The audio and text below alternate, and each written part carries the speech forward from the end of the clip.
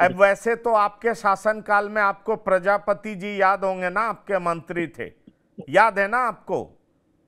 याद है या भूल गए? ये मंत्री जी का नाम पूरा बताऊं आपको? तो अगर आप इस तरीके से देखेंगे, कोई पार्टी इससे अछूती नहीं है। मुझे लगता है प्रशांत उमराव जी जवाब देंगे। प्रशांत उमराव जी मुझे लगता है ये डाइवर्ट कर जाएंगे न, मैं फिर प्रजापति जी का नाम याद दिलाऊंगा, फिर उनके करतूत को याद दिलाऊंगा, फिर आपको बुरा लगेगा।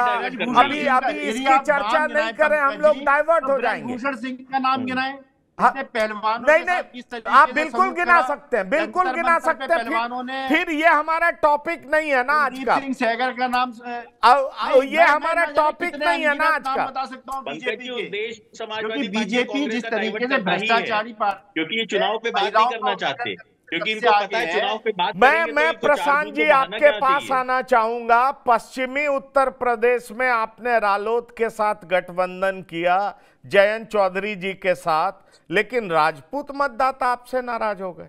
उन्होंने कई जगह पर सभाएं की, आपको हराने की बात कही। और अगर ये कोर वोटर राजपूत मतदाता है, इनफैक्ट उत्तर प्रदेश में तो इनको सरकारी जाति से लोग पुकारने लगे हैं, ऐसे में आपका कोर वोटर ही नाराज हो जाएगा, तो आप चुनाव कैसे जीतेंगे? देखिए पंकज जी, कोई हमसे नाराज नहीं है। और यही तो देखिए विरोधाभास है कि जिस वर्ग को आप कह रहे थे कि भाई अभी तक तो 7 साल से ठाकुरवाद चल रहा है, सब जगह ठाकुरों का राज है, आज आप लोग कह रहे हैं, विपक्ष कह रहा है कि हमसे नाराज हो गए, तो ये चीजें गले नहीं पचती हैं। बाकी इतना बड़ा प्रदेश है, 25 करोड़ की आबादी है, और कोई ऐसा तो नहीं कि 100% वोट भारतीय जनता पार्टी को मिलता है। स्वाभाविक कुछ लोग हमसे हो सकता है कि किसी बात से उनकी शिकायत रही हो, और यही तो लोकतंत्र की खूबसूरती है कि लोग अपनी बात रख रहे हैं। और मैंने भी पहले टर्म में बोला कि लोगों का अधिकार है अपनी बात रखने का, लेकिन जब आज ईवीएम की बटन दबाने का नंबर आया तो सभी ने कमल का ही बटन दबाया, सामने मोदी जी का चेहरा। तो क्या कैराना जीत रहे हैं आप? हम 8 सीटें जीतेंगे, और जब हम कहते हैं कि मोदी जी के चेहरे पर लड़ रहे हैं, इसका मतलब कि हमने मोदी जी को प्रधानमंत्री पद का उम्मीदवार घोषित किया है, घोषित तौर पर 2013 में भी घोषित किया, 19 में भी किया, 13 में 14 के चुनाव के लिए, और 24 के चुनाव में भी किया है। विपक्ष के पास कोई भी प्रधानमंत्री पद का उम्मीदवार ही नहीं है, तो उस चेहरे पे हम लड़ रहे हैं। और साथ में जो 10 साल के हमारे काम हैं, कोई ऐसा नहीं कि हम काम लेकर के जनता के बीच में नहीं जा रहे हैं। आज जो 10 साल में काम हुए हैं, चाहे राम मंदिर बना हो, धारा 370 हटी हो, सीए लागू किया हो, हम कॉमन सिविल कोड की तरफ भी बढ़ रहे हैं। पर सुधा जी तो कह रही है दो सब्जी के जगह अब एक सब्जी रह गई है थाली में। सुधा जी कह रही हैं आपने राम मंदिर जरूर बनाया, 370 भी हटाया, लेकिन सब्जियां 2 के जगह 1 रह गई है। अखिलेश जी कह रहे हैं हमारी सत्ता आई तो अग्निवीर हम हटा देंगे। बिल्कुल, अखिलेश जी चांद तारे भी तोड़ करके ला सकते हैं। अभी कांग्रेस प्रवक्ता कह रहे थे गारंटी मतलब झूठ, तो भाई इन्होंने, आपने जो कर्नाटक के चुनाव में 5 गारंटी दी थी, तो इसका मतलब कांग्रेस ने स्वीकार कर ली कि 5 गारंटियां झूठी थी, क्योंकि आपने जो 5 गारंटियां दी थी कर्नाटक में, आपकी 1 साल से ऊपर सरकार हो गई, आपने पूरा नहीं किया। आपने हिमाचल प्रदेश में जो गारंटियां देकर के सरकार बनाई, वहां पे आपने पूरा नहीं किया। 1500 रुपए किसी महिला को नहीं दिया, नहीं बिजली फ्री हुई। तो इसका मतलब आपने अपने बात को ही आपने स्वीकार कर लिया कि कांग्रेस पार्टी झूठी गारंटी देने का काम करती है। हम तो कहते हैं कि मोदी जी की जो गारंटी है, गारंटी पूरी होने की गारंटी है। और यहाँ भी सपा प्रवक्ता दूसरी शादी की बात कर रहे थे, वहां तक बात पहुंचेगी तो स्वर्गीय मुलायम सिंह यादव जी तक भी पहुंचेगी, वहां भी हम प्रश्न पूछेंगे कि वो दूसरी शादी किए थे या ऐसे ही साथ रखे थे। तो इसलिए जो विषय पर टिक करिए, हम लोग उस लेवल पे उतरना नहीं चाहते हैं। और सीटों की बात तो अखिलेश जी भी 2022 के चुनाव में कह रहे थे कि हम 400 सीटें जीतेंगे। कितने जीते? मध्य प्रदेश से बड़े बड़े दावे करके चुनाव लड़ने गए, विधानसभा चुनाव में 60 सीटों पर कैंडिडेट समाजवादी पार्टी ने उतारे, कितना वोट परसेंट मिला?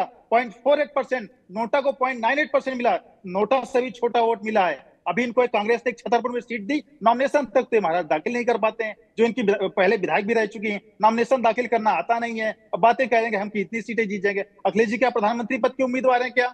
तो यहाँ पे बड़े बड़े दावे कर रहे हैं, यहाँ ना तो सीट विभाजन कर पा रहे हैं, कांग्रेस अपने उम्मीदवार घोषित नहीं कर पा रही। और राहुल जी वहां वायनाड में आज के चुनाव का वेट कर रहे थे कि एक बार 19 तारीख हो जाए, हम देख ले कि वहां पे हमारी क्या स्थिति है, क्योंकि वहां पे कम्युनिस्ट पार्टी टक्कर दे रही है। वहां पे करने के बाद इन्होंने अमेठी को तो सेकंड ऑप्शन पे रखा हुआ है कि भाई अगर वायनाड की स्थिति ठीक हो गई तो मेरे ख्याल से 26 को चुनाव है वहां पे, 26 के बाद तो अभी 26 तक वेट करेंगे, क्योंकि अमेठी रायबरेली में जो नॉमिनेशन का समय है 20 मई को है अमेठी रायबरेली में चुनाव, तो उसके बाद ही करेंगे, क्योंकि 3 मई तक का नॉमिनेशन का समय है, तो 26 तक वेट करेंगे, इसलिए वेट एंड वॉच की स्थिति करें। तो ये कांग्रेस पार्टी जो अमेठी रायबरेली को गढ़ कहती थी, भाई हमारी पैतृक सीट है, नेहरू जी, इंदिरा जी, राजीव जी की सीट है, वहां तक अपना उम्मीदवार घोषित नहीं कर पा रहा, बाकी सब जगह घोषित कर दिया है। अब बातें कुछ भी करा ली जाए, आज कांग्रेस पार्टी के 3 जिलों की पार्टी रह गई है, 2 विधायक है, 1 सांसद है, और आदरणीय सोनिया जी भी छोड़ करके चली गई। तो जिनके जो सारथी हैं, जो लीडर ही हैं पार्टी के, वही जब मैदान छोड़ करके चले गए, यहाँ पे आप बातें कुछ भी कर लीजिए। 10 साल से शासन में होने के बाद सारी आप लोगों की बात कांग्रेस से शुरू, कांग्रेस पे खत्म,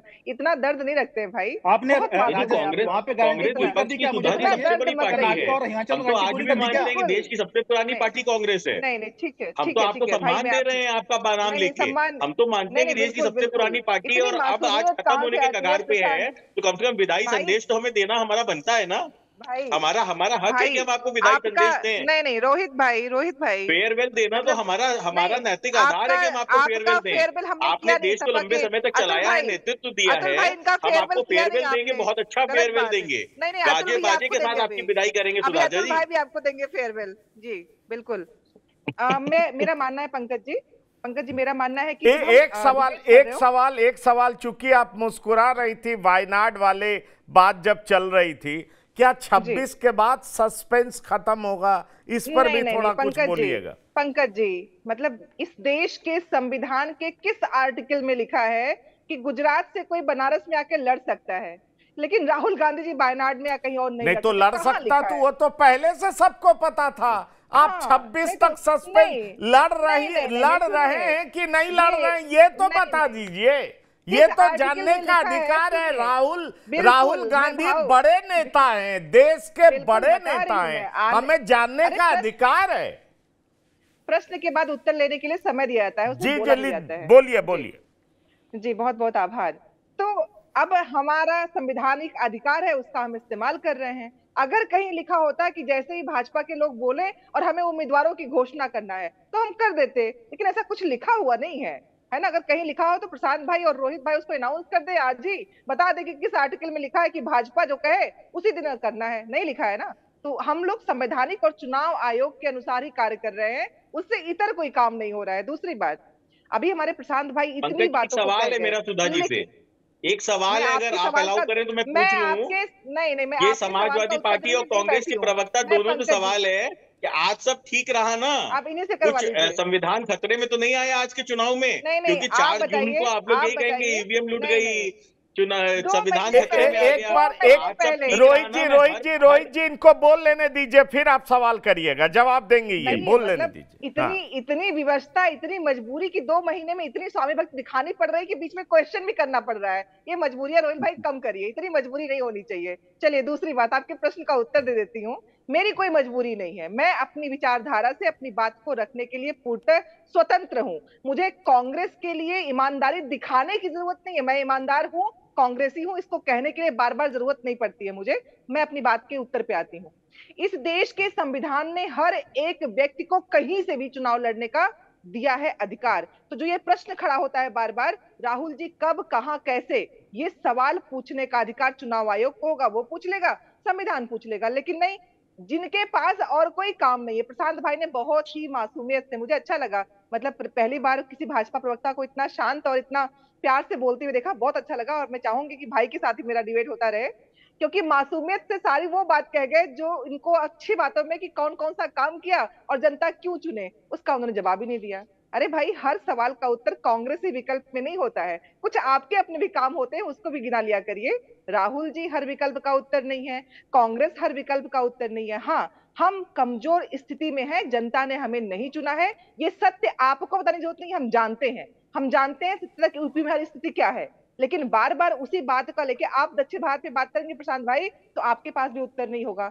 400 पार कैसे, अगर मैं एक ही प्रश्न पूछ लूं कि हमारे आज यूपी में जो 8 सीटों पे खत्म हुआ मतदान, उस पर आप प्रश्न कर रहे हैं, 400 पार का जो जुमला है वो कैसे आप पाएंगे? अगर आप बता देंगे ना तो मैं आज मान जाऊंगी कि सियासत में भाजपा सच में बहुत अच्छा करने जा रही है।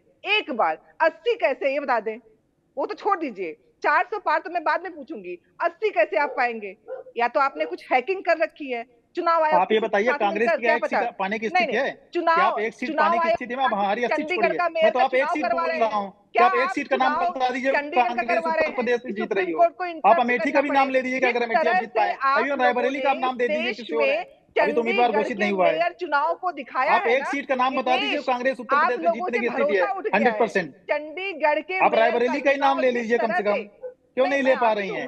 क्या आपको रायबरेली भी श्योर नहीं है? क्या आपके उम्मीदवार ही नहीं है आपके पास? कैसी बात करें, इतना डर आप लोगों को, इतना डर है कांग्रेस से कि बेचारे हम तो कह रहे हैं, हम तो चाह रहे हैं कि कांग्रेस मजबूत विपक्ष का उम्मीदवार रहे। हम तो चाहते 40 सीट पाए कांग्रेस संसद में, हम तो चाहते 40 सीट आपकी आ जाए। लेकिन अब तो पिछली बार केरला में आप 17-18 सीटें पाए थे, इस बार तो केरला में उम्मीद नहीं है। राहुल जी को ही फंसा दिया सीपीएम ने। इस बार एनी राजा जी लड़ रही हैं और उन्होंने कम्युनिस्ट पार्टी ने कह दिया राहुल जी से भाई आप नॉर्थ इंडिया से चुनाव लड़िए, साउथ इंडिया में क्यों आ रहे हैं? आपके जो सहयोगी दल बंगाल में है, कांग्रेस के विरोधाभास क्या है कि बंगाल में कम्युनिस्ट पार्टी के साथ मिलकर के चुनाव लड़ते हैं और केरला में उसके विरोध में आकर के चुनाव लड़ते हैं। जो डी राजा जो है बड़ी पत्नी बड़े नेता है, उनकी पत्नी को उन्होंने डी राजा को खड़ा कर दिया राहुल जी के अगेंस्ट में। कम्युनिस्ट पार्टी लगातार कह रही है कि राहुल जी यहाँ से चुनाव क्यों लड़ रहे हैं? ठीक है, उनका संवैधानिक अधिकार है, लेकिन आपके सहयोगी दल ही आपको कह रहे हैं। हम तो कह रहे हैं हम आपके विपक्षी हैं, लेकिन आपके सहयोगी दल ही कह रहे हैं कि राहुल जी चुनाव क्यों लड़ रहे हैं? हमने चंडीगढ़ में देखा, आप तो वहां भी नहीं पाने की स्थिति में है। आज तो कांग्रेस पार्टी 40 सीट भी आप बता दीजिए कि कांग्रेस पार्टी 40 सीट लोकसभा में कैसे पाएगी? चंडीगढ़ का चुनाव दिखा चुका है कितने संवैधानिक लोग आप लोग हैं।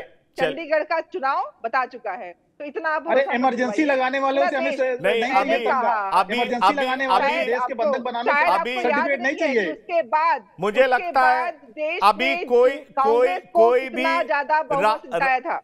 राहुल जी से ही जब सवाल पूछा गया अमेठी के बारे में तो उन्होंने कहा पार्टी जो चाहेगी वो करेंगे, लेकिन उन्होंने सीधा जवाब नहीं दिया। ये बात बिल्कुल साफ है, आईने की तरह साफ है कि 26 तारीख तक इस सवाल का जवाब नहीं मिलेगा। 26 के बाद वो लड़ेंगे कि नहीं लड़ेंगे तभी इस सवाल का जवाब मिल पाएगा। बहरहाल पहले चरण के चुनाव में 8 सीटों पर किसका परचम लहराएगा, क्योंकि लड़ाई में बीएसपी भी जबरदस्त तरीके से, बीएसपी के भले ही कोई प्रवक्ता हमारे साथ नहीं बैठे हों, लेकिन बीएसपी ने भी जिस तरीके से सीटों का बंटवारा किया है उसको देख करके कहा जा सकता है कि परेशान बीजेपी भी है और परेशान समाजवादी पार्टी कांग्रेस गठबंधन भी है। एक लौती सीट सहारनपुर पर लड़ रही कांग्रेस भी बीएसपी से परेशान है। सवाल यह उठता है कि बीएसपी का जातीय गणित अगर हिट हुआ तो मुंह की बीजेपी भी खा सकती है और समाजवादी पार्टी और कांग्रेस गठबंधन भी खा सकती है।